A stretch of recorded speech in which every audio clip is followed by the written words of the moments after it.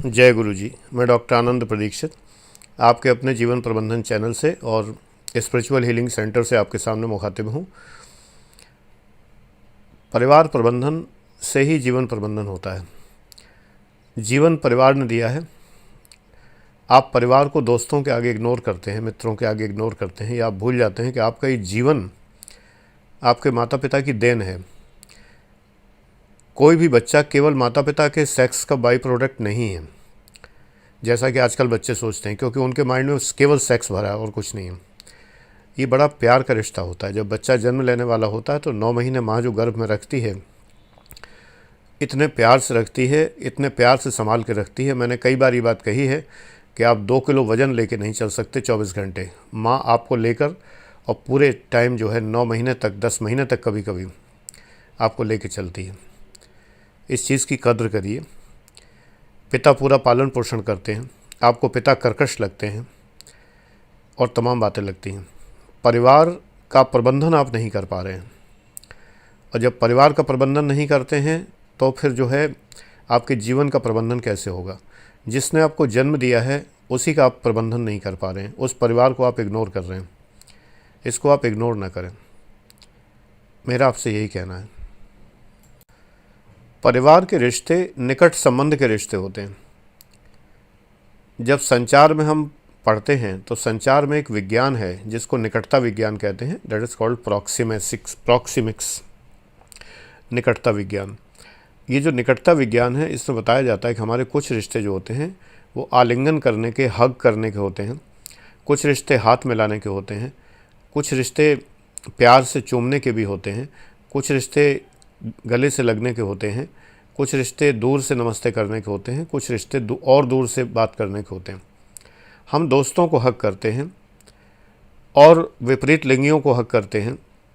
जो girlfriend boyfriend को हक करेंगे, सारे काम करेंगे, लेकिन जो हग करने का पहला रिश्ता है उसे हम भूल जाते हैं। पहली बात तो मुझे हग करना शब्द ही बड़ा अजीब लगता रहा हमेशा, जब से मैंने पहली बार सुना है बड़ा अजीब लगता है मुझे। ये गले लगना है, जादू की झप्पी है। सबसे पहले आपको गले किसने लगाया था? आपके दिमाग में, लड़कों के दिमाग में लड़कियां आ रही होंगी और लड़कियों के दिमाग में लड़के आ रहे होंगे। माँ तो आती नहीं दिमाग में कभी कि सबसे पहले जो गोद में लिया है और जो कंधे से लगाया है यूँ करके, इससे बढ़ के कोई गले लगना नहीं है। उस माँ को आप भूल गए। और बहुत सारे लोग ऐसी माँ को वृद्धाश्रम में भेजने के लिए तैयार बैठे हैं, ऐसे पिता को वृद्धाश्रम में लेके भेजने को तैयार बैठे हैं कि जिसने गोद में झुला झुला के पूरी रात जाग के आपको सुलाया है, वो आप भूल चुके हो। बहुत नाशुक्रे बच्चे होते हैं जो माँ बाप को भूल जाते हैं। मेरे चैनल के बच्चे ऐसे नहीं होंगे मुझे लगता है, कुछ हैं, उन्हें मैंने ब्लॉक कर दिया था पिछले बार। सुनते रहें, फालतू अपनी बकवास ना करें, जिससे कि, क्योंकि ब्लॉक करने के बाद सुनते तो रहते ही हैं, और जो वो बोलते थे वो बकवास होता था। बकवास इस सेंस में कि आप रियलाइज़ नहीं कर सकते। एक बार करके तो देखिए रियलाइज़। जन्म यूं ही नहीं हो जाता है।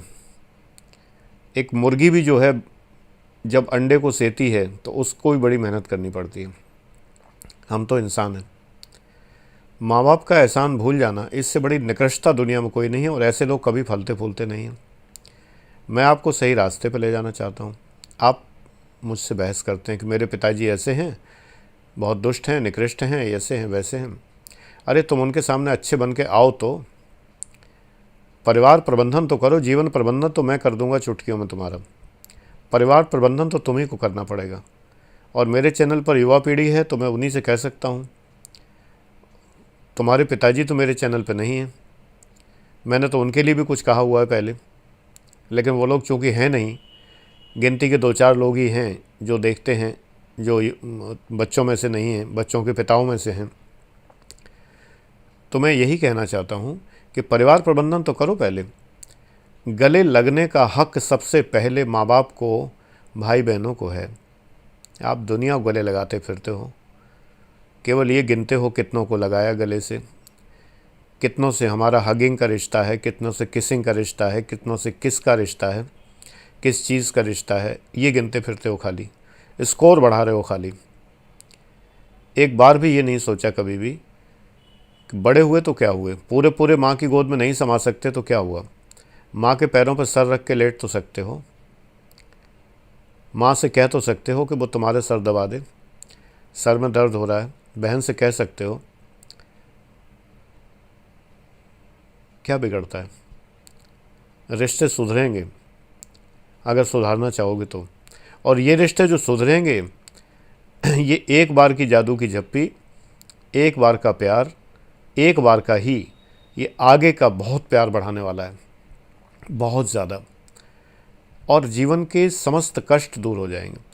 संसार जब जानता है कि इन भाइयों की आपस में नहीं पड़ती है तो संसार आक्रमण करने को तैयार हो जाता है, आपको चीट करने के लिए तैयार हो जाता है, लूटने के लिए तैयार हो जाता है, क्योंकि जानता है कि भाई भाई की नहीं पड़ती। बहन का संबंध केवल रक्षाबंधन का नहीं है, बहन का संबंध जो है हर दम का साथ है। बहनें हैं तो उन्हें समझना चाहिए और भाई हैं तो उन्हें समझना चाहिए। दोनों को ही समझना चाहिए कि ये रिश्ता माँ के गर्भ से आता है। इस रिश्ते को इतना अधिक दूर मत कर दो।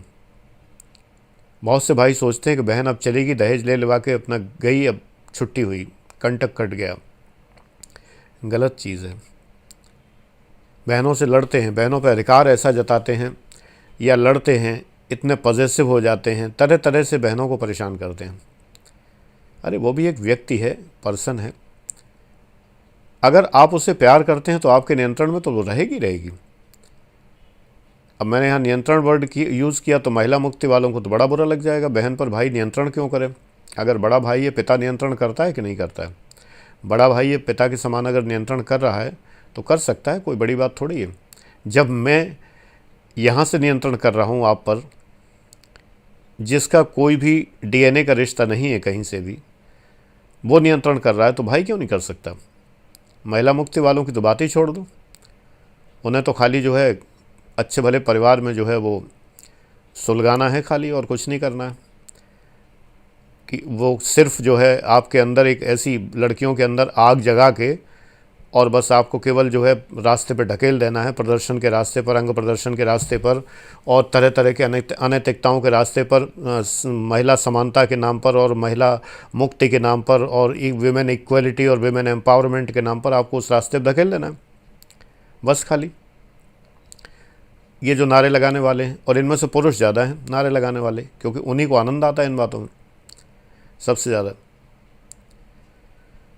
उनकी बात करने से मुझे गुस्सा आता है, इसीलिए मैंने लड़कियों से कुछ भी कहना बंद कर दिया है। हालांकि मेरे चैनल पे जो 2-4 बच्चियां हैं दिखाई देती हैं, 2 ही 4, इसका मतलब ये सोचो कि आज स्थिति ये है कि लड़कियां कुछ सुनना नहीं चाहती, कुछ भी नहीं सुनना चाहती। लड़के सुन रहे हैं, इतनी बातें सुन रहे हैं, डांट देता हूँ, ब्लॉक कर देता हूँ, फिर आ जाते हैं, फिर आते हैं दूसरी आईडी से आते हैं, फिर रिक्वेस्ट करते हैं कि सर मुझे अनब्लॉक कर दीजिए। लड़कियां नहीं सुनना चाहती। वही 2-4 बच्चियों को छोड़कर, जो इस चैनल पर मेरी बेटियां जो हैं उनको छोड़कर बाकी तो कोई सुनना ही नहीं चाहता। इसलिए इस बात के लिए मुझे कतई अफसोस नहीं है कि मेरी बेटियां नहीं हैं। इस बात के लिए मुझे अफसोस नहीं, पहले मुझे होता था, मैं दुखी होता था। मैं सोचता हूँ बड़ा अच्छा है, क्योंकि वो मेरी सुनती नहीं तो मुझे कष्ट होता। मैं अपने घर में एक महिला नेता को पालना नहीं चाहता था, एक महिला मुक्ति आंदोलन की नेता को पालना नहीं चाहता था। बड़ा अच्छा हुआ, मेरी भतीजी जो मेरी बेटी जो असिस्टेंट कमिश्नर है इस समय, वो परिवार की सुनती है, परिवार की सारी बातें सुनती है, समझती है। इससे मुझे लगता है कि हाँ, परिवार में अगर बेटी होती तो फिर वो तो सुनती डेफिनेटली, बट अगर नहीं सुनती तो बड़ा कष्ट होता। तो यही बात है मुख्य। इसीलिए नहीं कहता हूँ, क्योंकि कहने से कोई लाभ नहीं होता है। इस कान से सुनाई देता है, उस कान से निकल जाता है। परिवार सुधारिए, रिश्ते सुधारिए। वही बेटी जो पिता के लिए जान देने को तैयार रहती है, माता पिता के लिए, वही बेटी जो है दूसरे परिवार, अपने पति के परिवार के लिए जान लेने को क्यों तैयार हो जाती है, ये मुझे बड़ा आश्चर्य होता है। उनका परिवार अगर ऐसा करता है, पति का परिवार अगर ऐसा करता है तो वो निकृष्ट है। लेकिन जब नहीं करता, मैंने बहुत इनोसेंट लोग देखे जिन्हें उनकी बहुओं ने बहुत सताया, बिल्कुल इनोसेंट देखे, जिन्हें मैं बिल्कुल ऊपर नीचे रहने में जानता था। जो मैं रेंट के घर में रहता था तो ऊपर नीचे परिवार थे, बहुत अच्छे से जानता था। एक एक बात, छोटे छोटे जो मकान होते हैं उनमें सब में एक एक बात सुनाई देती है एक दूसरे की। सब पता था कि वो लोग इनोसेंट है, उन्होंने कभी ऐसे कोई काम नहीं किए कि जो अत्याचार जैसी चीज़ कोई भी हो, लेकिन उनकी बहू उन पर अत्याचार करती थी। मुझे पापा की परियों से यही कहना होता है बार बार कि यार पापा की परी हो तो किसी और के पापा मम्मी को भी ध्यान रख लो, बर्दाश्त तो कर लो, कम से कम सम्मान ना कर सको तो बर्दाश्त तो कर लो, बड़ी दुआएं मिलेंगी। बर्दाश्त भी नहीं कर सकती हो तो क्या करोगी? जीवन आगे कैसा बीतेगा, बूढ़ा सबको होना है, और ऐसे में कैसा बुढ़ापा बीतेगा मैं कल्पना करके मुझे बहुत वो लगता है कि ऐसे लोगों का जो माँ बाप का, अपने माँ बाप का या अपने पति के माँ बाप का केयर नहीं कर सकते, उनका बुढ़ापा कैसा बीतेगा वो तो सामने आएगा तो पता चल जाएगा। इसलिए परिवार प्रबंधन करिए, माँ बाप को सम्मान दीजिए, प्यार दीजिए। और ये जो जादू की झप्पी का फार्मूला है वास्तव में जो उसने संजय दत्त ने तो जब बताया तब बताया, बट मैं हमेशा से बात मानता हूँ, हमारे परिवार में ऐसा कोई प्रचलन नहीं था। पिता बहुत प्यार करते थे, माँ प्रदर्शन नहीं कर पाती थी प्यार करने का बच्चों को, लेकिन बहुत प्यार करती थी। बहनें कोई है नहीं, जाना ही नहीं कि क्या होता है बहन का प्यार। जो मौसी की लड़की थी वो इतनी बड़ी थी कि वो माँ के बराबर थी, तो उनका प्यार तो माँ के प्यार जैसा ही था। तो बहन वाला प्यार जो होता है ना, बराबर का प्यार जो होता है, वो प्यार जाना ही नहीं। तो इसलिए कुछ चीज़ों से महरूम रहा हूँ। संसार में सबको सब कुछ नहीं मिलता, हर किसी को मुकम्मल जहाँ नहीं मिलता, कभी ज़मीं कभी आसमां नहीं मिलता।